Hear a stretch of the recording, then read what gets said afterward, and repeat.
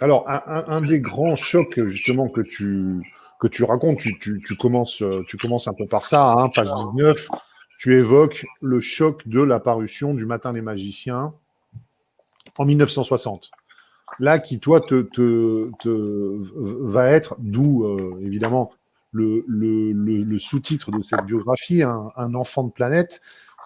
Tu vas vraiment faire partie de cette génération que Bergier et Powell vont électriser avec ce bouquin dont on a oublié l'importance qu'il a eu et le succès phénoménal d'édition qu'il a représenté à l'époque.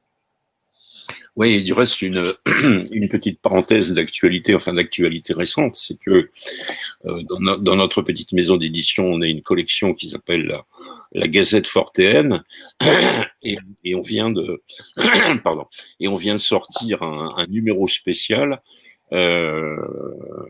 beau gros bouquin sur les 60 ans du Matin des Magiciens, puisque le Matin des Magiciens a eu 60 ans au mois de janvier.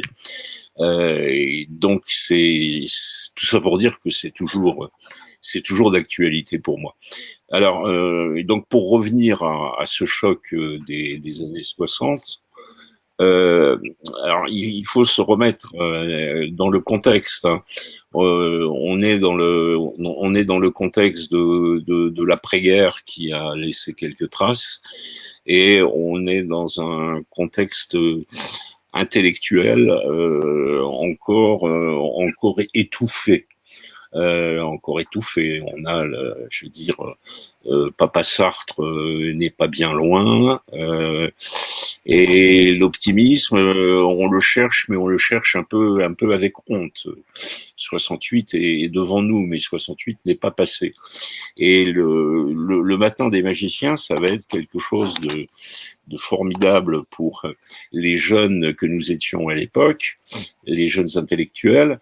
Ça a été, j'appelle ça l'ouverture des fenêtres, c'est-à-dire un grand coup de vent, un grand coup d'air frais, avec, mais comme le disent très bien les deux auteurs, avec toutes les précautions d'usage. Hein, si on a raconté que 90% de conneries, c'est pas grave. Il reste 10% sur lesquels on va pouvoir travailler, on va pouvoir réfléchir. Et donc, c'est la première chose, c'est-à-dire cette bouffée d'air fantastique. Hein. Et puis derrière, il y avait la Huchette, Boris Vian, le jazz. Et ça commençait à devenir fort sympathique. Bouffée d'air. Et deuxième chose, sur un plan plus philosophique, c'est que cette idée très forte qui est que la tradition et la science, c'est pas des choses contradictoires. C'est-à-dire que et on voit tous les jours combien c'est vrai. Je parlais tout à l'heure de la nouvelle tarte à la crème qui est la physique quantique, la mécanique quantique, dont on veut faire dire tout et n'importe quoi.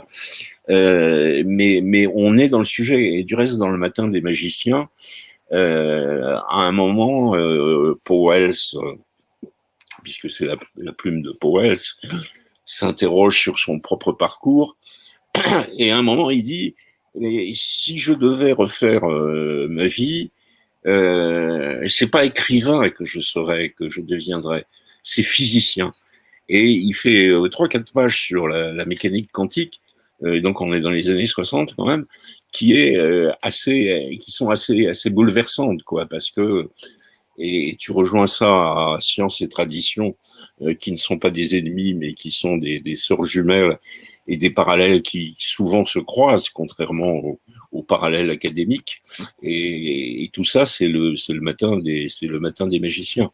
Le Matin des Magiciens nous a apporté une foultitude de choses qui continuent à pleuvoir aujourd'hui. Le Matin des Magiciens, bien sûr, a disparu, mais on a eu les petits rouges de Gélu, on a eu les gros noirs de Robert Laffont, d'Albin Michel, et la littérature ésotérique, enfin, avec le meilleur et le pire, puisque dans mes nombreuses vies, j'ai été aussi libraire pendant une petite dizaine d'années à Rennes-le-Château et surtout à Rennes-les-Bains. Je peux te dire que la littérature ésotérique, ça marche du feu de Dieu, quoi. Elle connaît pas la crise.